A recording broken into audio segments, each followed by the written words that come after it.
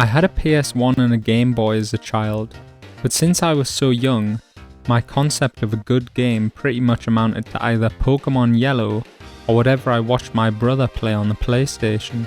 Because I didn't have the resources or the mental capacity to be interested in or even know about the games releasing around that time, I essentially missed out on many classics that people a little bit older than me, or in the know since then, are very familiar with. Even though I bought games magazines as I got a bit older, I was still limited to playing a small selection of games a year on my PS2 and Game Boy Advance. I never really kept up to date with the history of gaming much, and I only learned that the N64 existed a few years ago, so I was absolutely confined to my own little bubble when it came to gaming. I mean, if you need any more proof, my first Nintendo home console was the Switch, which I bought in 2018 specifically to play Breath of the Wild. Really, what I'm getting at is that I have been unaware of and missed out on a shitload of excellent games that have released in the past 30 plus years. And unfortunately, the only way to play a lot of them today is to spend a fuck ton of money buying second-hand consoles and games on eBay. Or that's what I thought until recently.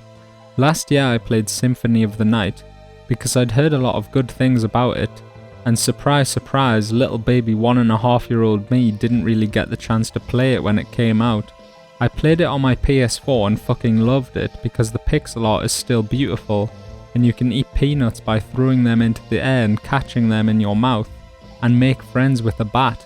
After 200%ing Symphony of the Night, I realised something that I hadn't really thought about for years. Old games are fucking great. I decided I wanted to try and play more PS1 classics, but other than Final Fantasy 7 and 8, I couldn't really find anything I wanted to play.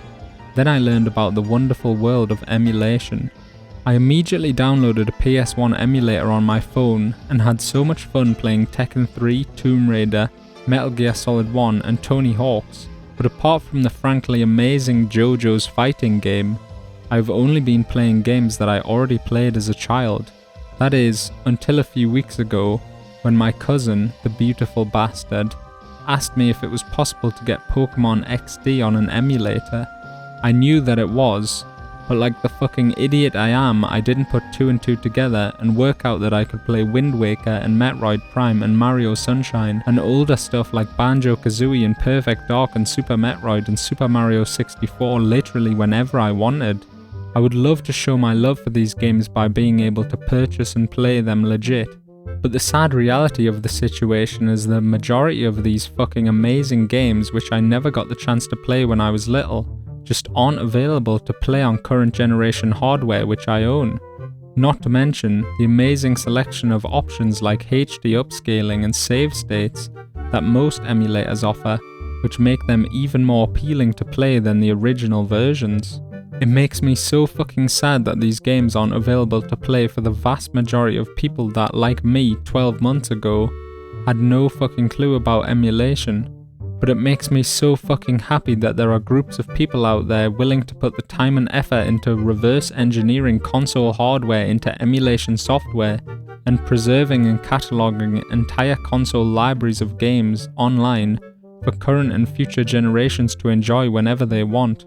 I can't begin to express the love I have for the people that have collectively allowed me to experience and wholly appreciate fucking masterpieces like Mario 64, Wind Waker and Metroid Zero Mission using nothing but my Android phone and a Bluetooth controller. They're all super focused single player offline microtransaction free experiences with writing and gameplay that seems fresh today even though it's 20 years old. It feels like they captured the essence of fun in those games, and it's those types of experiences that I'm trying to find in games releasing today. Why would I be super bothered about the next big thing round the corner when there's a huge array of stone cold classics already out there waiting to be played? In a perfect world, emulators would be a really well known thing, and the entire back catalogue of previous generations would be available to purchase on their respective older brother consoles for a reasonable price. But the cynic in me says that that wouldn't let them charge so much for HD remasters of specific games just a few years down the line. Basically, what I'm trying to say here is that older games are fucking awesome, and I love that I can use emulators to play titles I've always wanted to play, that I missed out on as a kid, either on my PC or even on the go on my phone. I love that they've been preserved this way and are so easy to play, but it's a shame there's no official way to do it. In the words of Gabe Newell, piracy is almost always a service problem and not a pricing problem. If there are some old school games you've always wanted to play, and you've got a decent Android phone or PC, I definitely recommend giving Emulation a shot. And if you've got any game recommendations for anything on a Gamecube or weaker, I'd love to hear them. Thank you to anyone that works on or supports emulators and the preservation of ROMs. Thank you to my cousin for reminding me the PS1 isn't the only console in existence. And thank you for watching. Cheers.